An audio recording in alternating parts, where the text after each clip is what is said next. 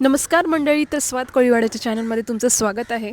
तुम्हाला हे डेकोरेशन बघून तर अंदाज आलाच असेल की कशाबद्दल हे व्लॉग असणार आहे. तर आज आमच्या घरी दत्तजयंती आहे. त्यानिमित्त आम्ही सर्वजण इकडे डेकोरेशनसाठी जमलेलो आहोत. डेकोरेशनची थीम होती मोर आणि मोरांच्या पिसापासून बनवलेले क्रिएटिव्ह आणि इनोव्हेटिव्ह फुलपाखरू आणि अजून बरेच काही. तर व्हिडिओ तुम्ही शेवटपर्यंत बघा. मस्त अशी धमाल मस्ती तुम्हाला या व्हिडिओमध्ये नक्कीच बघायला मिळेल. दरवर्षीप्रमाणे यंदाही सुशोभीकरणाची जबाबदारी आमचे लाडके आदिशदादा व सुप्रियाताई यांनी संकल्पना मांडली. त्यांच्या मार्गदर्शनाखाली आम्ही सर्वांनी एकत्र काम केलं.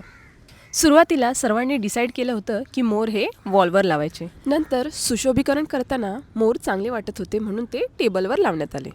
तुम्ही इकडे बघू शकता, एकदम युनिक आणि क्रिएटिव्ह असे फुलपाखरू तयार केलेले आहेत, ते पण मोराच्या पिसापासून. हे 1 ते 2 फुलपाखरू नसून टोटल 40 फुलपाखरू ह्या मोराच्या पिसापासून तयार केले. तुम्ही इकडे बघू शकता, जी टेप इकडे यूज केलेली आहे त्याला स्कॉच टेप असं बोलतात. ही लावल्यामुळे भिंतीचा कलर निघत नाही आणि फुलपाखरूसुद्धा मस्त असे चिकटले जातात. तुम्हीसुद्धा ही स्कॉच टेप यूज करून छान असं वॉल आर्ट करू शकता. या मोराच्या पिसापासून बनवलेले फुलपाखरू आणि हा मोर पण एकदम सुंदर आणि युनिक दिसतोय. डेकोरेशन करताना सर्वांनाच खूप भूक लागली म्हणून आमचे मधु काका आणि आशिष भाऊ ह्याने कांदा पोहे करण्याचं ठरवलं. अजून थोडी जवळ जा. थोडा खाली बाबा, हे माझ्याकडे, माझ्या हाताकडे बघ. थोडा खाली घे. हा, आणि तो बघ असा करे बघ, हे बघ असा. हा, थोडा वर जाऊ. एकीकडे डेकोरेशन सुरू होतं तर दुसरीकडे दत्तगुरूच्या फ्रेमसाठी हार तयार करायला सर्वजणी बसल्या होत्या.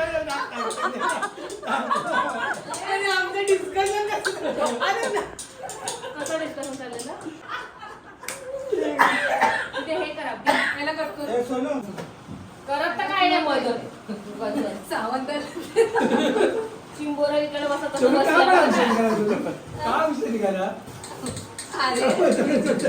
बोलला आमचं पण त्याच्यावरूनच वर हे आधीच्या बघ असं थोडं वर नाही बघा, एक सफरचंद लावशील, हे लावशील ना. एक सफरचंद फुलावर एवढा कवर झाला नाही रे, नाही जास्त पण खाली चांगलं नाही वाटलं. तू एक काम कर, ऐक, तू तुझ्या पद्धतीने कर. वाढवायचं असेल तर वरती कोणतेही फुलं ऍड करूया. हे आधीच्या ना खालून अजून ते 3 लटकन येणार आहेत ते. अरे खायचं नाही बाबा, हाईट नको. खालून लटकन काय, ते पोटावर लटकन ये. पायावर आहे ती म्हणजे खालून लटकन येणार. आपल्याला हार वरून वाढवायचं, ते खाली लटकन येऊन काय करायचं. ओके त्याला तुला बनवलं की काय? थोडा वर.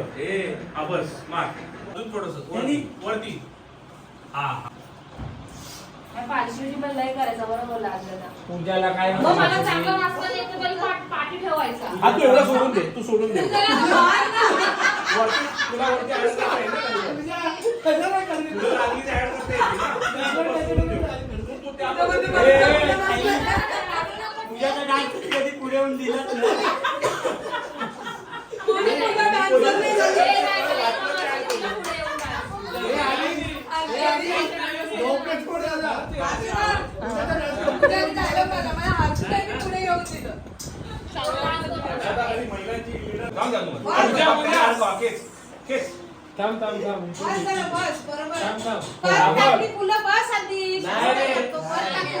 वर टाकायला पाहिजे एवढा.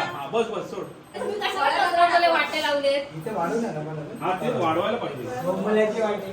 आता जॉईंट आहे ना, तुमच्या पायाकडे आला पाहिजे. हे बघ मीना, एवढं तरी वाढव. तुम्हाला हे बघून कळालंच असेल की मस्त अशी धमाल इकडे सुरू होती आणि दुसरीकडे कांदा पोह्याच्या फोडणीचा सुगंध पसरलेला होता. आणि बघता बघता मस्त असे आमचे मौसूद कांदे पोहेसुद्धा तयार झाले. कोथिंबीर घातल्यामुळे कांदा पोह्यांचा मस्त असा सुगंध पसरलेला आहे. आपल्या इकडे कांदे पोहे तयार झालेले आहेत.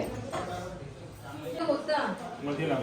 मध्ये मला उभा लावा, सरळ लावा. आधीच्या दुसरं ते एक वरती नको लावूया. नको लावूया. एक मोराचं पीस साधं.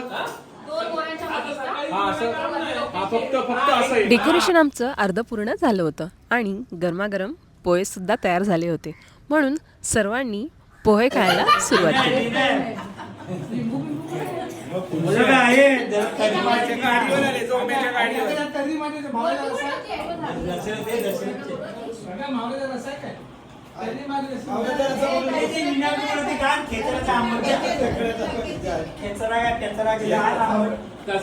लहान मुलांपासून ते मोठ्या माणसांपर्यंत सर्वांनाच पोहे खूपच आवडले. डेकोरेशन सुरू असताना मध्यरात्री खाण्याची मज्जाच वेगळी असते.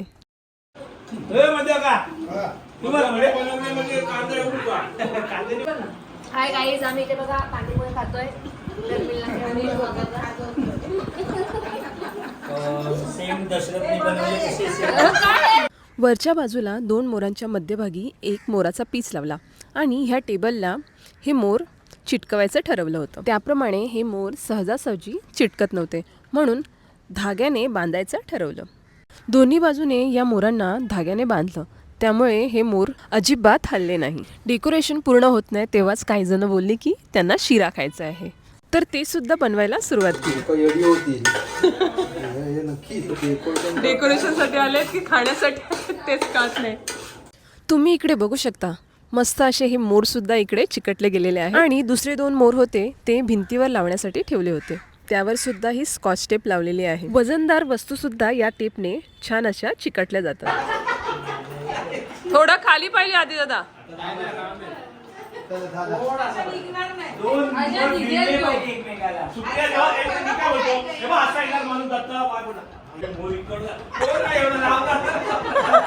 डेकोरेशन तर पूर्ण होत आलंच होतं आणि एकीकडे मस्त असा सुगंध पसरला होता शिऱ्याचा.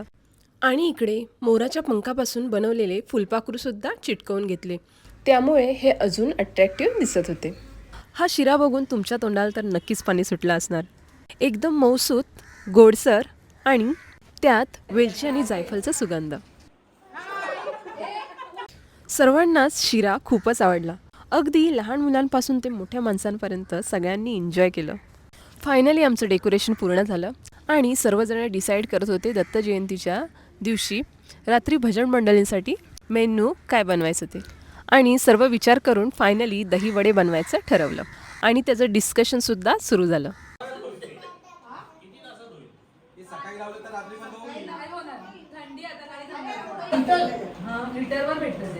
जिरा बटरचा दे. किलोवर भेटणार नाही.